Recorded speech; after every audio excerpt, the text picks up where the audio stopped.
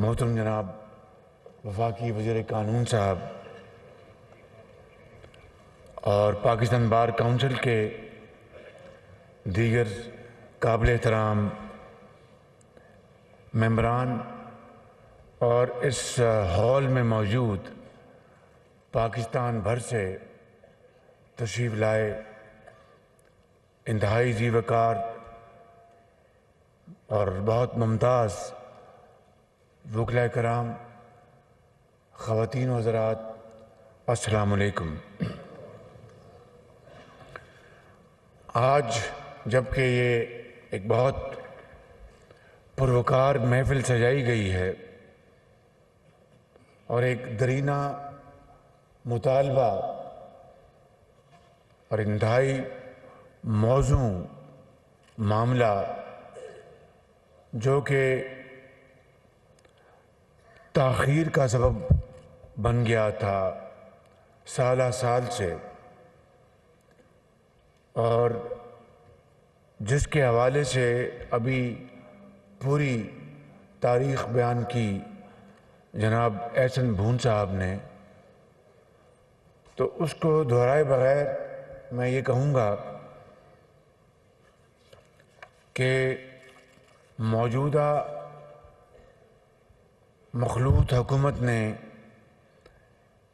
اس کام میں بجا طور پر بھرپور دلچسپی لی اور اس تاخیر جو کہ کئی سال پر محیط ہے اس کو ختم کیا، اور آج ایک مکمل ضابطے کے تحت یہاں پر الاٹمنٹ لیٹر تقسیم کیے گئے اور ابھی بیلٹنگ بھی ہوئی ہے۔ میں آپ سب کو دل کی گہرائیوں سے مبارکباد پیش کرتا ہوں اور آپ کے گھر والوں کو کہ اللہ تعالیٰ اس ہاؤسنگ کالونی میں آپ کو سدا زندگی بسر کرنے اللہ تعالیٰ آپ کو موقع عطا فرمائے، آپ کے گھر والوں کو۔ اور میں شکریہ ادا کرتا ہوں مولانا واسع صاحب کا اور لاء منسٹر صاحب کا، احسن بھون صاحب کا، جنہوں نے بڑی بھرپور دلچسپی کا مظاہرہ کیا اور درجہ بدرجہ جو ہمارے سیکرٹریز ہیں انہوں نے اس کے اوپر بڑی عرق ریزی کی، اور آج یہ پہلا مرحلہ مکمل ہو چکا۔ انشاءاللہ جو اس ہاؤسنگ سکیم میں جو بنیادی جو ڈیولپمنٹ ہونی ہے اس حوالے سے بھی انشاءاللہ جو میرا فرض ہے میں اس کی بھرپور اس کی ادائیگی کروں گا انشاءاللہ اپنی حکومت کے ساتھ۔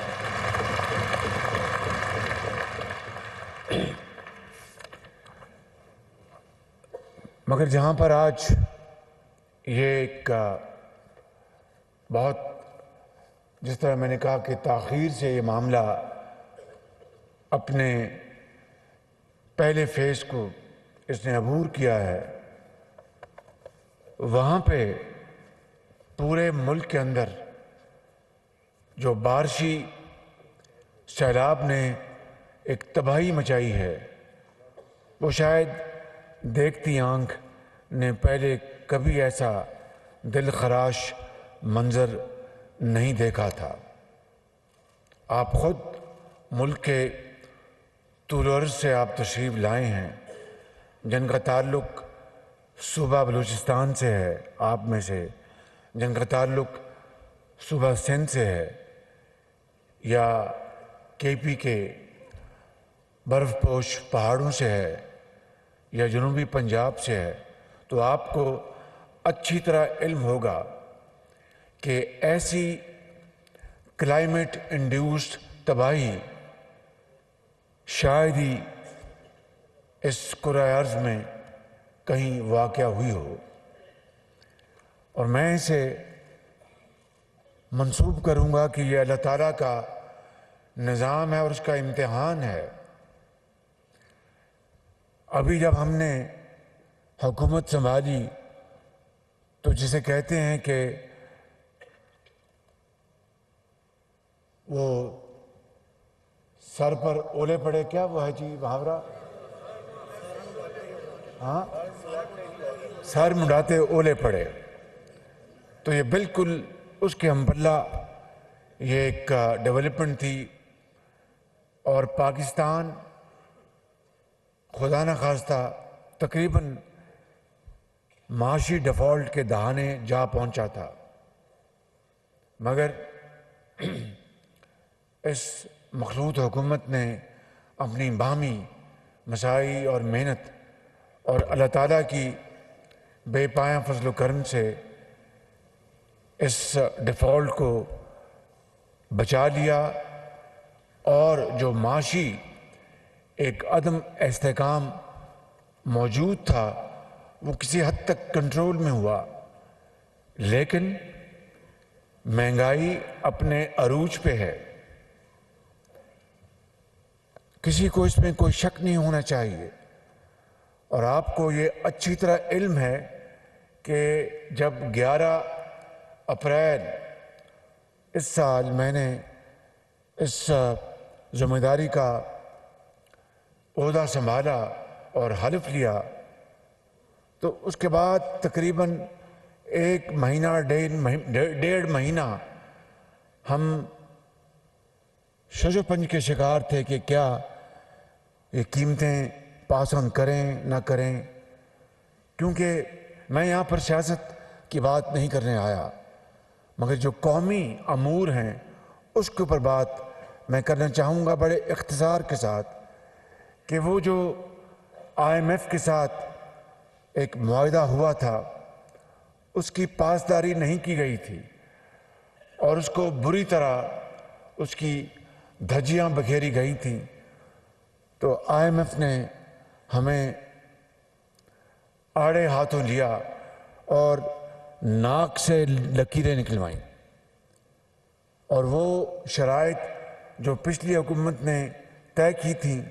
نہ صرف ان کو بلکہ ان شرائط کو آٹو پہ لگایا کہ اگر آپ نے ان شرائط کے اوپر آپ نے کما حقہ عمل نہ کیا تو آٹومیٹیکلی یہ جو پروگرام جو ہے وہ رک جائے گا۔ میرے یہاں پر عظیم جو یہاں پر انصاف پسند اور قانون دان یہاں پر بیٹھے ہیں، اور بڑی آپ کی الحمدللہ اپنی زندگی میں بڑی کامیابیاں ہیں، میں آپ سے یہ سوال اور چپتا سوال کرنا چاہتا ہوں، پہلے اپنے آپ سے اور پھر آپ سے، اور پھر یہاں پہ سیاستدان اور بڑے بڑے ذی شعور لوگ بیٹھے ہیں، کہ کیا اس لیے پاکستان مارز وجود میں آیا تھا؟ کیا اس لیے جس قائد کی آپ پیروکار ہیں، آپ نے ان کی تقلید کی، وہ خود قانون دان تھے اور بڑے ماہر قانون دان تھے، انہوں نے جس ویژن کے ساتھ، جس بصیرت کے ساتھ حضرت علامہ اقبال کے ساتھ پاکستان کا خواب دیکھا تھا اور اس کے لیے عظیم تحریک چلائی تھی، اور لاکھوں لوگوں نے اپنی جانوں کا نذرانہ پیش کیا، لاکھوں لوگوں نے خون کے دریا عبور کیے، تب پاکستان مارز وجود میں آیا۔ آپ میں سے کئی یہاں پر عظیم ہستیاں بیٹھی ہیں جن کے عظیم بزرگ، ان کا پاکستان میں بڑی ان کی ویلیوبل کنٹریبیوشن ہے۔ آج 75 سال بعد پاکستان کس مقام پہ کھڑا ہے، یہ ہے وہ چپتا سوال۔ اور آج کے اس موقع کی مناسبت سے، جبکہ الحمدللہ آپ کا ایک جائز حق آپ کو مل رہا ہے، اور جس طرح مولانا واسع نے فرمایا کہ یہ کوئی آپ کے اوپر احسان نہیں، یہ آپ کا حق تھا جو آپ کو تاخیر کے ساتھ آپ کو مل رہا ہے، وہاں پر جبکہ معاشی صورتحال اتنی گمبھیر ہو،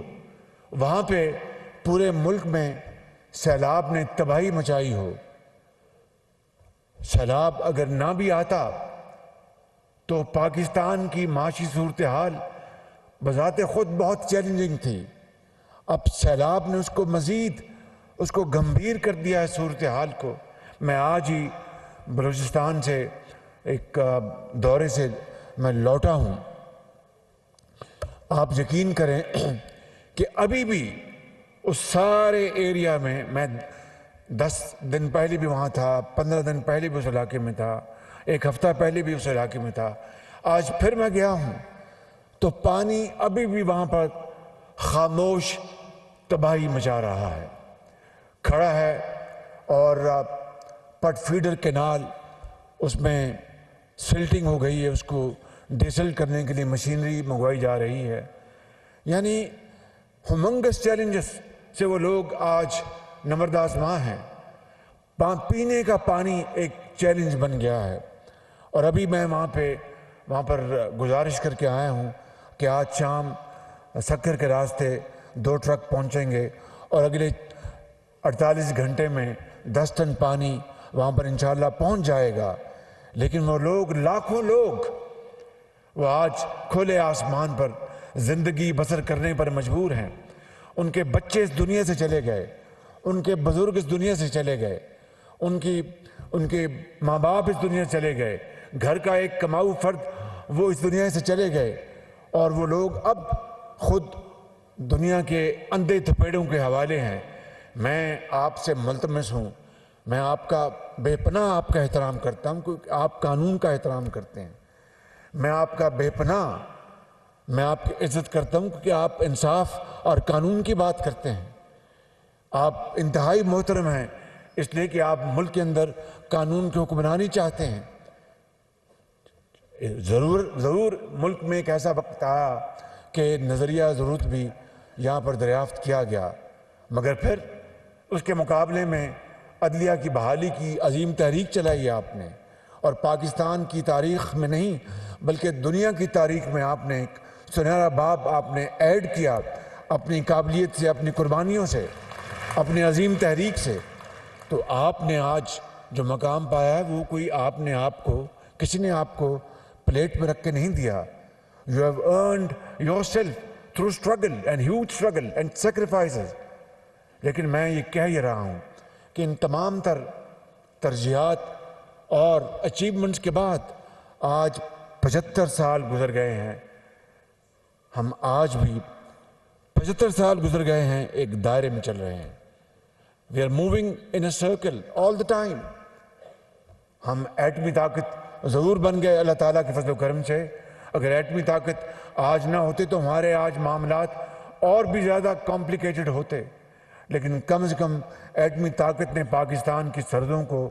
ہمیشہ کے لیے محفوظ کر دی اور دشمن کے دانت ہمیشہ کھٹے رہیں گے. وہ میلی آنکھ سے پاکستان کی طرف کبھی نہیں دیکھ سکتا. مگر باقی میدانوں میں کیا ہوا؟ یعنی وہ جو چونٹی برابر ممالک تھے وہ ہم سے کہیں آگے نکل گئے, جن کو ہم کبھی کسی زمانے میں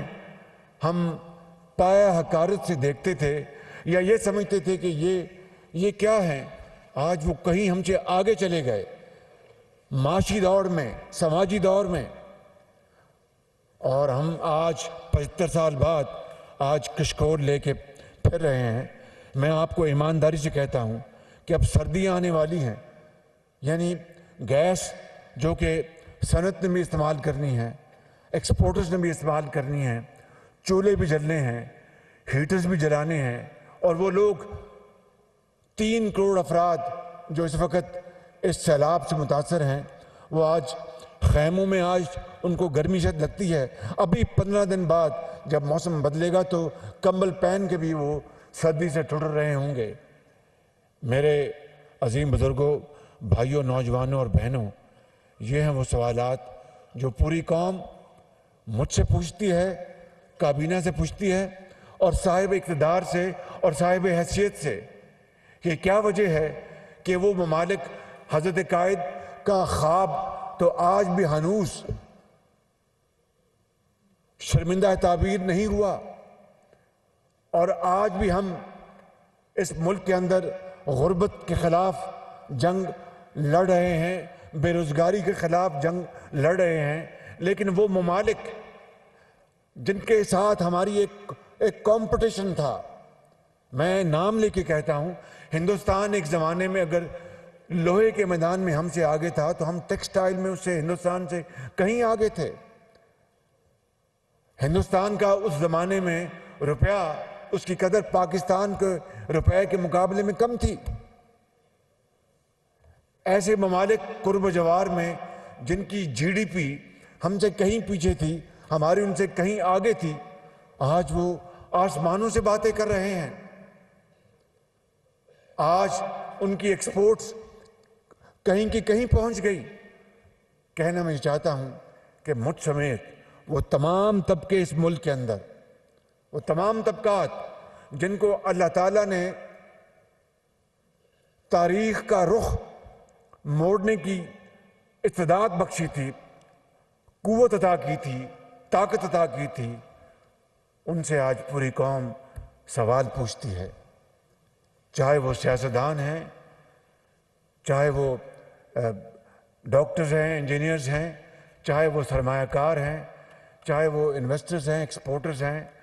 یا بڑے بڑے صنعت کار ہیں، یا اور تمام ادارے، ان تمام اداروں سے قوم، عام آدمی یہ پوچھتا ہے کہ ہمارا مستقبل کیا ہے۔ تو میں آج پورا پاکستان پھر کے آیا ہوں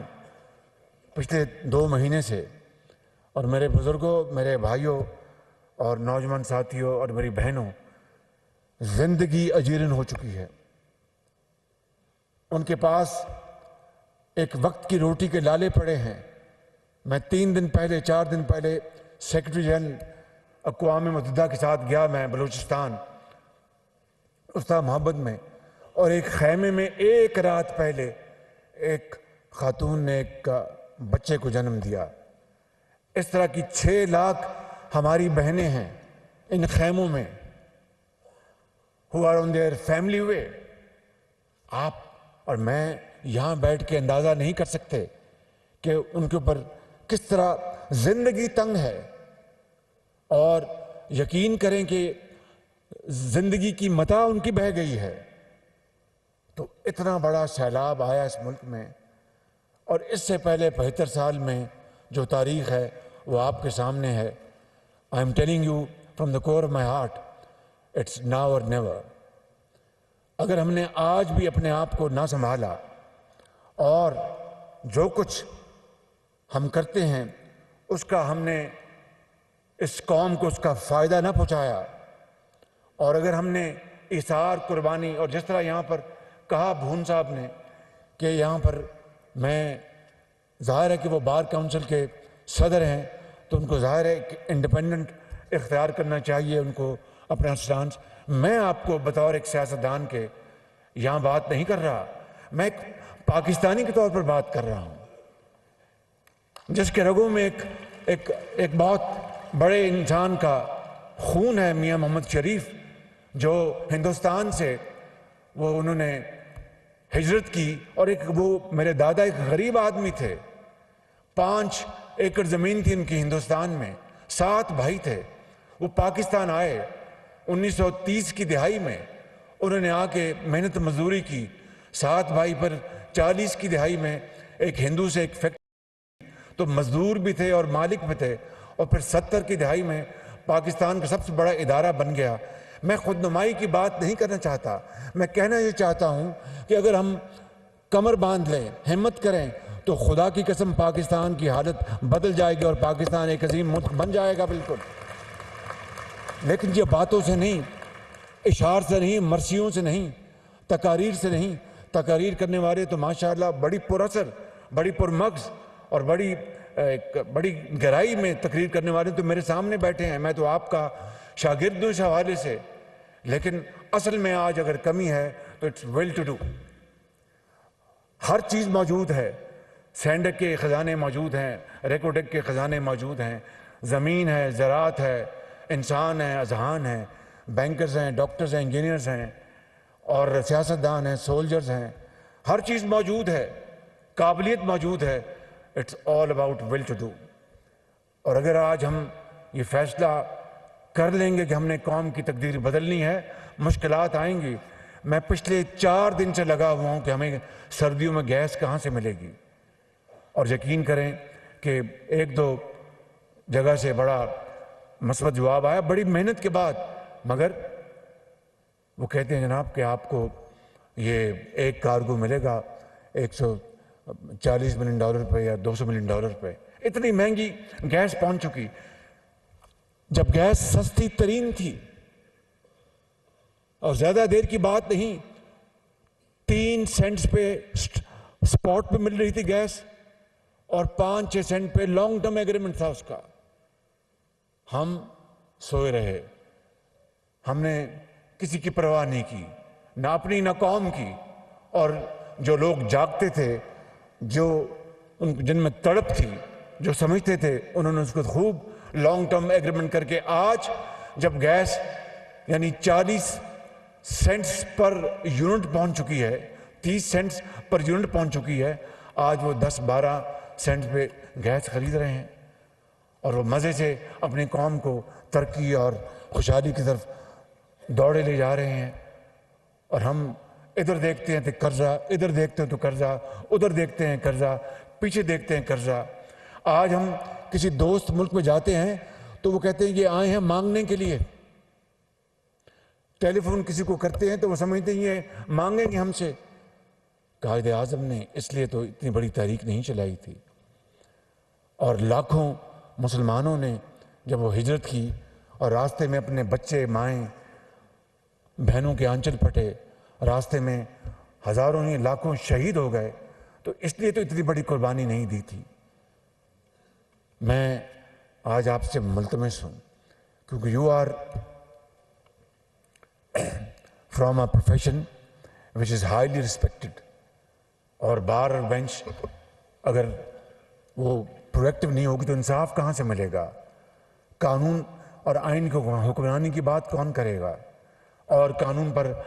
حملہ آور ہونے والوں کے خلاف کون کھڑا ہوگا؟ یہ آپ کی تاریخ اس سے بھری پڑی ہے، لیکن آج یہ قوم ہم سب سے پوچھتی ہے کہ اس کے باوجود ہم آج بھی کیوں رینگ رہے ہیں؟ وہ قومیں ہم سے آگے کس طرح آگے چلی گئیں، آگے کس طرح بڑھ گئیں؟ یہ ہے وہ سوال جس کا جواب بطور وزیر اعظم سب سے پہلے مجھے دینا ہے قوم کو، اور اس کے بعد درجہ بدرجہ ہم سب کو دینا ہے جن کو اللہ تعالیٰ نے وہ طاقت دی ہے تاریخ کے دھارے کو بدلنے کے لیے۔ میں زیادہ بات نہیں کرنا چاہتا، بس یہیں پر میں اپنی بات ختم کرنا چاہوں گا اس سوال کے ساتھ۔ ضرور آج رات کو جب یہ انشاءاللہ آپ کو الاٹمنٹ لیٹرز مل جائیں گے تو سوچئے گا ان لاکھوں گھرانوں کا جو اس وقت سیلاب میں بالکل گھرے ہوئے ہیں، سوچئے گا ان لاکھوں لوگوں کا جن کے گھر زمین بوس ہو چکے، نام و نشان مٹ گیا ان کا۔ یعنی آپ نے اخبارات میں پڑھا ہے اور دیکھا ہوگا ٹیلی vision per, saying is believing, وہاں پر گاؤں کے گاؤں صفحہ ہستی سے مٹ چکے ہیں، یقین کریں۔ لاکھوں ایکڑ فصل تباہ ہو گئی، چاول، کپاس، گنا، کھجور کی فصل۔ تو آج اللہ تعالیٰ نے یہ ایک موقع دیا ہے، اور میں دل کی اتھاہ گہرائیوں سے آپ کو مبارکباد پیش کرتا ہوں، لیکن ضرور سوچئے اس دکھی انسانی کے ساتھ کے حوالے سے جو میرے اور آپ کے بھائی ہیں، ہماری بیٹیاں ہیں، ہماری مائیں ہیں، ہمارے بچے ہیں۔ اگر ہم فیصلہ کر لیں کہ ہم نے اس ملک کو بدلنا ہے، اس کی تقدیر بدلنی ہے، تو it is difficult but not impossible. Pakistan پائندہ باد، قائد اعظم زندہ باد۔